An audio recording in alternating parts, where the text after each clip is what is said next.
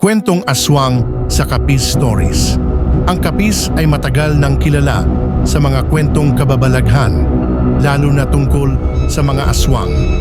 Isa ito sa mga probinsya sa Pilipinas na may matitinding alamat tungkol sa mga nilalang na nagpapalit ng anyo at nangangain ng laman ng tao. Narito ang isa sa mga kilalang kwento, ang aswang sa Capiz. Noong dekada 80, may isang maliit na baryo sa Capiz na kilala sa mga biglaang pagkawala ng tao, lalo na tuwing kabilugan ng buwan. Isang pamilya ang natakot nang ang kanilang bunso, si Mario, ay biglang nagkasakit. Ang kanyang katawan ay unti-unting nanghina at kahit anong gamutan ay hindi siya gumagaling.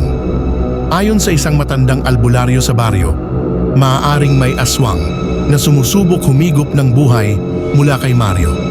Upang mapatunayan ito, naglagay sila ng bawang at asin sa paligid ng bahay at naghintay sa hating gabi. Nang sumapit ang alas 12, may narinig silang kaluskos sa bubong. Nang lumabas sila, isang malaking nilalang ang nakita nilang bumababa mula sa puno ng niyog. May mahahabang kuko, pulang mata at tila may balak na sunggaban si Mario. Agad nilang binugbog ang nilalang gamit ang sagradong mga dahon at asin. Nang ito ay tumakbo papalayo, napansin nilang ang kanilang kapitbahay na si Aling Rosa ay wala sa kanyang bahay kinabukasan.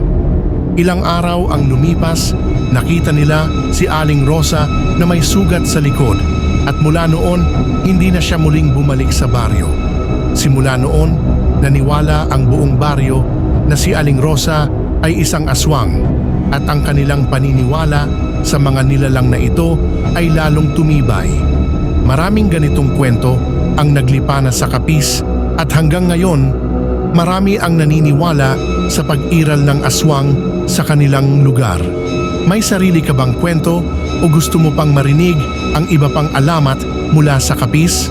Subscribe ka muna para lagi kang updated sa mga bagong upload na video